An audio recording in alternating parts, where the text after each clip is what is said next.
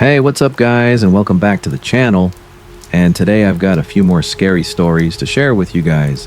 Some of them are pretty creepy, some are just plain weird, and a couple of them honestly stuck with me after I finished reading them. And yeah, if you enjoy these kinds of videos, make sure to let me know down in the comments. I always like seeing what you guys think, and it helps me figure out what kind of stories to cover in future videos. Also, if you've got a scary story of your own that you would like to share, feel free to send it to the email on screen. I'd love to read it, and it might end up being featured in a future video. And as always, if you enjoy the video, please leave a like and subscribe. It really helps out the channel, and I appreciate all the support. But alright, I've talked long enough. Let's get right into today's scary stories.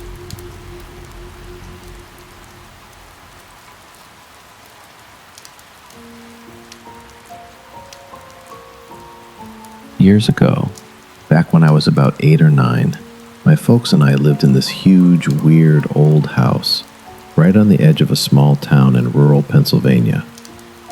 The local school districts happened to be in the middle of a big restructuring.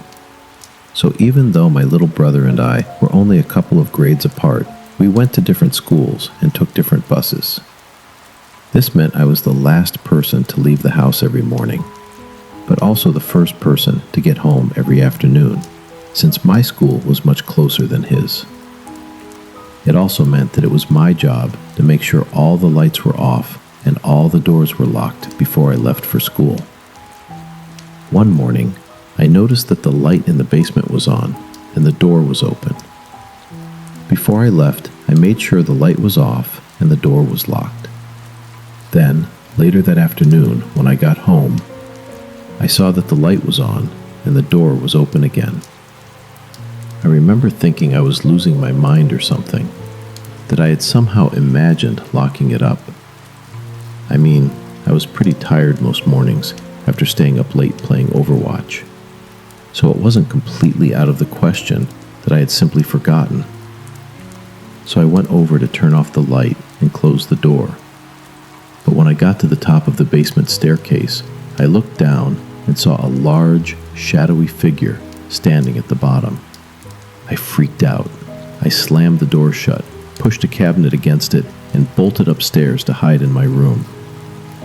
For months, I didn't tell my family because I was convinced that what I'd seen was a ghost, and I didn't think anyone would believe me.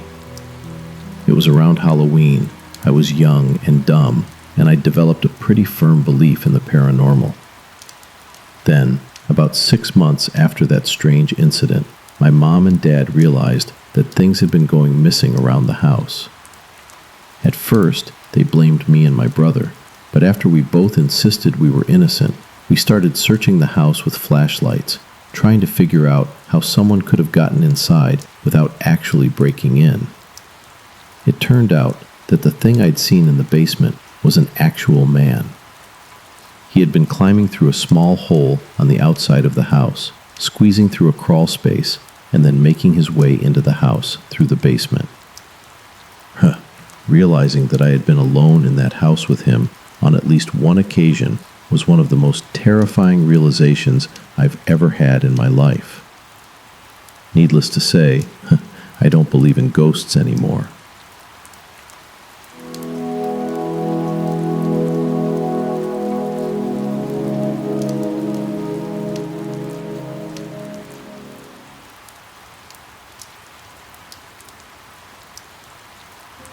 Okay, so here in the UK, we don't really have elementary schools.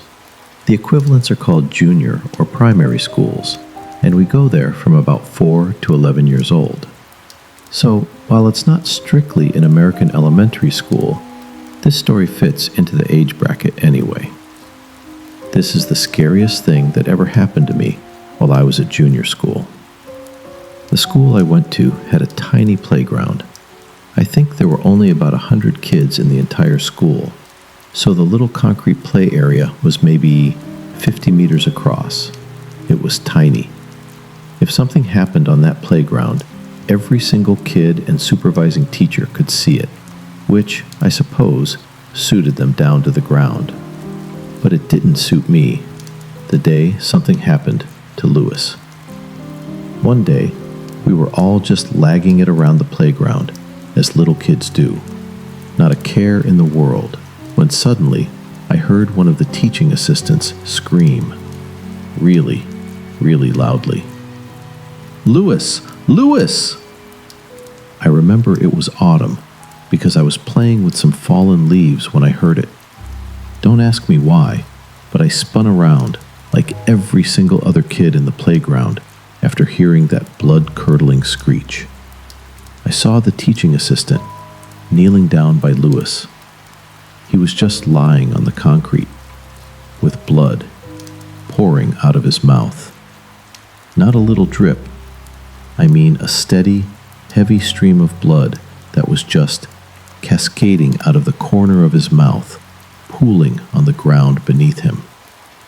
That was horrific enough, but the thing that really got to me, the thing that really stays with me, was that he was totally unconscious, and his eyes had just rolled up into their sockets. You could only see the whites of his eyes while he bled uncontrollably onto the concrete.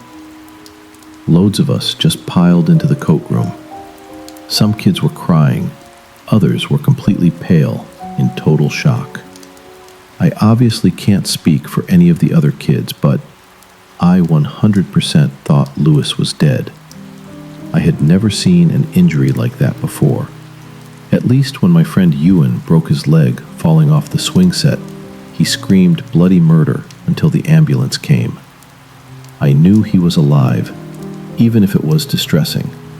But Lewis was out cold, bleeding like a stuck pig, and his eyes, I didn't even know human eyes could do that. Afternoon classes were basically canceled. The kids were just too distraught. No one was in any fit state to concentrate. So we were kept in our classrooms until we were finally called into the main assembly hall to hear the news. We didn't get the gory details, of course. Only that Lewis had taken a fall, banged his head, and had been taken to the hospital.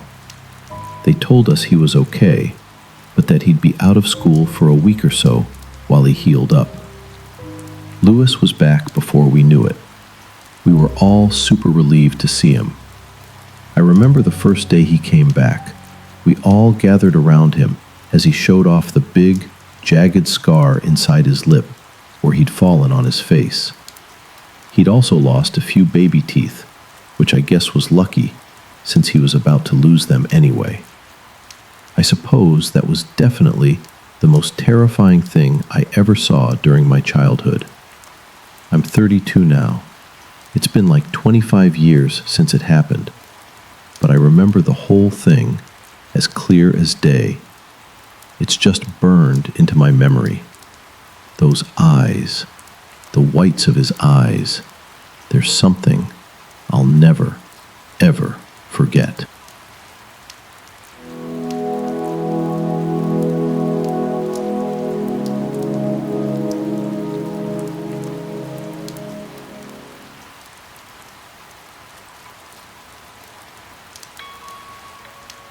The events of this story took place around the autumn months of 2014.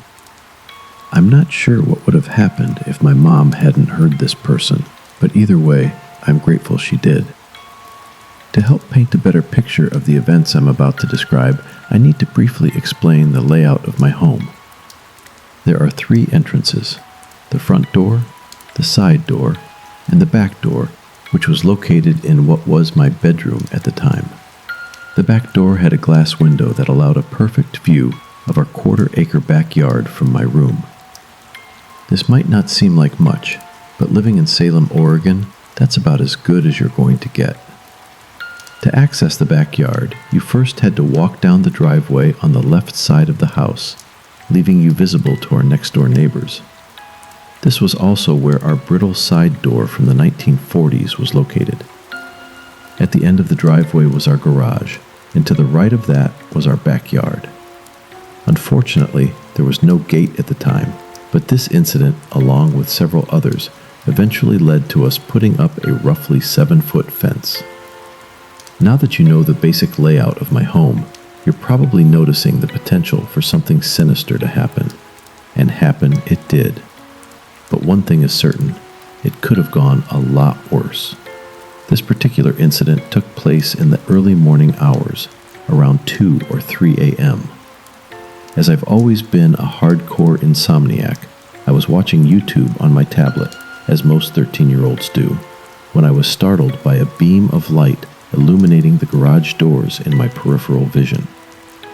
Before I even turned my head to look, I had already come to 2 conclusions.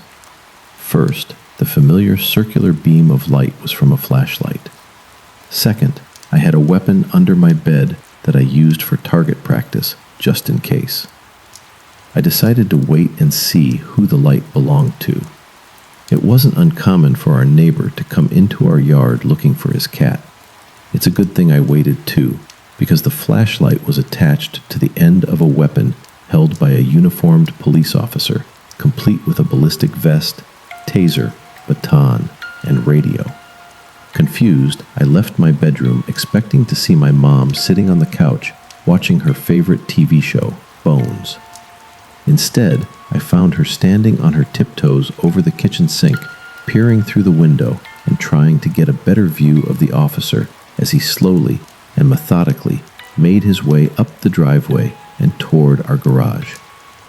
Yep, he was definitely here for us, I thought. As I started asking my mom what was going on, she explained that a homeless person, apparently under the influence of something, had snuck into our backyard and accidentally kicked over our glass recycling bin. The noise alerted her while she was downstairs doing laundry. My mom told me she looked out the basement bathroom window and saw the person standing in an odd position, almost as if they were trying to balance on a board. It reminded her of the way a child might stand when sneaking through the house late at night to grab a snack without getting caught.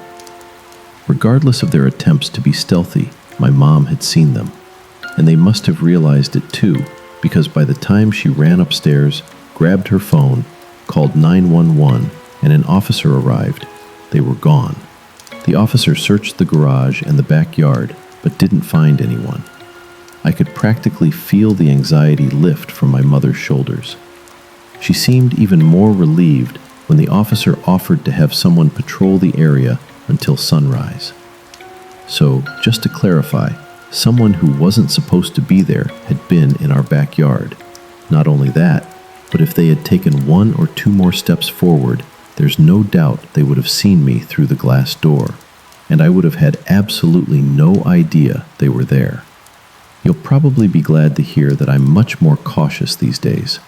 Since then, I've upgraded my home security. We've installed several cameras, put up a fence around the backyard, and added a motion-activated light as well.